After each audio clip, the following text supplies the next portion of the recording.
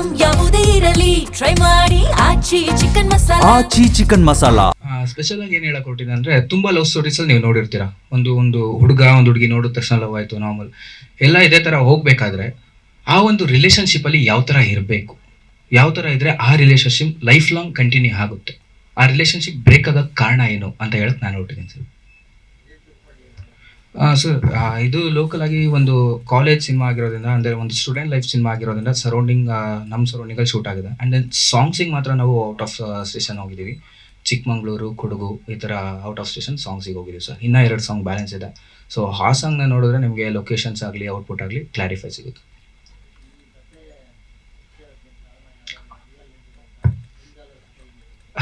ನಂದು ಯಾವುದೇ ಥರ ರಿಯಲ್ ಇನ್ಸಿಡೆಂಟ್ ಇಲ್ಲ. ನನ್ನ ಫ್ರೆಂಡ್ ಸರ್ಕಲ್ಸಲ್ಲಾಗಲಿ ಆ್ಯಂಡ್ ದೆನ್ ಈ ಒಂದು ಸೊಸೈಟಿ, ಇವಾಗ ಪ್ರೆಸೆಂಟ್ ಏನು ಸೊಸೈಟಿಲಿದೆ ಎಲ್ಲ ಒಂದು 8th ಸ್ಟ್ಯಾಂಡರ್ಡ್ 9th ಸ್ಟ್ಯಾಂಡರ್ಡ್ಗೆ ಲವ್ ಪ್ರಪೋಸಲ್ಸ್ ಏನು ಫೇಸ್ಬುಕ್ ಇಲ್ಲಿ ಅಂತ ಆ ಥರ ಜಾಸ್ತಿ ಇರೋದ್ರಿಂದ ಅದ್ರ ಮೇಲೆ ನಂದು 2 days ರಿಸರ್ಚ್ ಮಾಡಿದಾಗ ನಮ್ಮ ಹೀರೋ ಸರ್ ಜೊತೆ ಕೂತಿದ್ವಿ ನಾವು. ರಾಘವ ಸ್ಟೋರಿ ಇದು ಮಾಡ್ಕೊಂಡು ಕೂತಿದ್ವಿ. ಸೊ ಆ ಒಂದು ಟೈಮಲ್ಲಿ ನಮಗೆ ಈ ಕತೆ 1 ಲೈನ್ ಸೃಷ್ಟಿ ಆಗಿದ್ದು ಇವತ್ತು ಇಲ್ಲಿ ತನಕ ಬಂದಿದೆ. ಲವ್ ಅಲ್ಲ, ಅದನ್ನೇ ಸರ್, ಅದನ್ನೇ ಲವ್ ಅಂತ ತಿಳ್ಕೊಂಡು ತಪ್ಪದಾರಿಲಿ ನಡೆದು ಜೀವನ ಹಾಳು ಮಾಡ್ಕೊತಾರಲ್ವಾ, ಒಂದು ಅಟ್ರಾಕ್ಷನ್, ಕ್ರಶ್, ಸಮಥಿಂಗ್.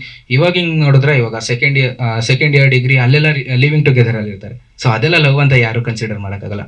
ಲೈಫಲ್ಲಿ ಎಲ್ಲರಿಗೂ ಆಗೋದು ಒಂದೇ ಸತಿ ಲವ್. ಅದು ಯಾರ ಮೇಲೆ ಯಾವ ಥರ ಎಲ್ಲಿ ಅಂತ ಹೇಳೋಕ್ಕಾಗಲ್ಲ. ಬಟ್ ಈ ಸಿನಿಮಾ ನೋಡಿದ್ರೆ ನಿಮ್ಗೆ 100% ಲವ್ ಅಂದರೆ ಏನಂತ ಒಂದು ಗೊತ್ತಾಗುತ್ತೆ. ಲಿರಿಕ್ಸ್ ಬಂದು ಅರುಣ್ ಕುಮಾರ್ ಅಂತ ಮಾಡಿದ್ದಾರೆ. ಅರುಣ್ ಕುಮಾರ್ ಮತ್ತು ನಮ್ಮ ಮ್ಯೂಸಿಕ್ ಡೈರೆಕ್ಟರ್ ಕೂಡ ಲಿರಿಕ್ಸ್ ಮಾಡಿದ್ದಾರೆ ಇನ್ನೂ ಒಂದು ಸಾಂಗ್ದು.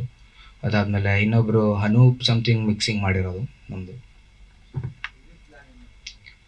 ರಿಲೀಸ್ ರನ್ ಅದೇ ಸರ್, ನೋಡೋಣ ಎಲ್ಲರ ಸಪೋರ್ಟ್ ಯಾವ ಥರ ಸಿಗುತ್ತೆ ನಮಗೆ ಮುಂದಕ್ಕೆ. ಇವಾಗ ತುಂಬ ಭಯ ಅಂದರೆ ಥಿಯೇಟ್ರಿಗೆ ಬರೋಕ್ಕೆ ತುಂಬ ಭಯ. ಎಷ್ಟೆಷ್ಟೋ ದೊಡ್ಡ ಸಿನಿಮಾ ಒಬ್ಬರು ಡೈರೆಕ್ಟರ್ ಆಗಬೇಕಂದ್ರೆ ಸ್ಟಾರ್ಟಿಂಗಲ್ಲಿ ಒಂದು ಲೋ ಬಜೆಟಿಂದನೇ ಬರೋಕ್ಕೆ ಸಾಧ್ಯ.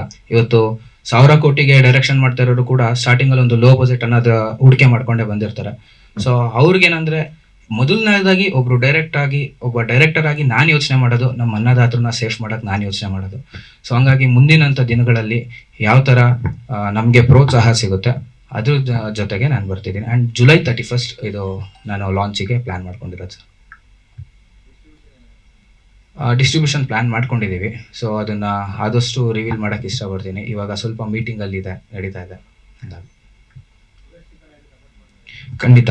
ನಾನು ಅವ್ರ ಬಗ್ಗೆ ಮಾತಾಡೋದು ಸುಮಾರು ನನಗೆ ಸುರೇಶ್ ಸರ್ ಒಂದು 3 ವರ್ಷದಿಂದ ಪರಿಚಯ. 3 ವರ್ಷದಿಂದ ಪರಿಚಯ ಇದ್ರೂ ಕೂಡ ಇದೇ ನಮ್ಮ ಫಸ್ಟ್ ಪ್ರಾಜೆಕ್ಟ್ ಅಂತ ನಾನು ಹೇಳಕ್ಕೆ ಇಷ್ಟಪಡ್ತೀನಿ. ಆ ವ್ಯಕ್ತಿ ಬಗ್ಗೆ ಹೇಳ್ಬೇಕಂತಂದರೆ ಪ್ರತಿಯೊಂದು ಸ್ಟೆಪ್ಸಲ್ಲೂ ಕೂಡ ಇದು ಹೀಗಲ್ಲ, ಹೀಗೆ ಮಾಡ್ಕೊಂಡು ಹೋಗಿ, ನೆಕ್ಸ್ಟು ನಿಮಗೆ ಈ ಥರ ಇವಾಗಿನ ಪ್ಲ್ಯಾನ್ಸಲ್ಲಿ ನೀವು ಹಿಂಗೆ ಮಾತಾಡಿದ್ರೆ ಮುಂದಕ್ಕೆ ನಿಮ್ಗೆ ಈ ಥರ ಇದೆ ಅಂತ ಹೇಳಿ ಒಂದು ಪ್ಲ್ಯಾನ್ಸ್ ಕೊಟ್ಟು ಬ್ಯಾಕ್ಗ್ರೌಂಡ್ ಸಪೋರ್ಟಾಗಿ ಸುರೇಶ್ ಸರ್ ನಿಂತಿದ್ದಾರೆ. ಆ್ಯಂಡ್ ದೆನ್ ಬ್ಯಾಕ್ಗ್ರೌಂಡ್ ಸಪೋರ್ಟಿಂಗಾಗಿ ನಮ್ಮ ಎಕ್ಸಿಕ್ಯೂಟಿವ್ ಪ್ರೊಡ್ಯೂಸರ್ ನಿಂತಿದ್ದಾರೆ ಪ್ರತಿಯೊಂದು ಸ್ಟೆಪ್ಸಲ್ಲೂ ಕೂಡ.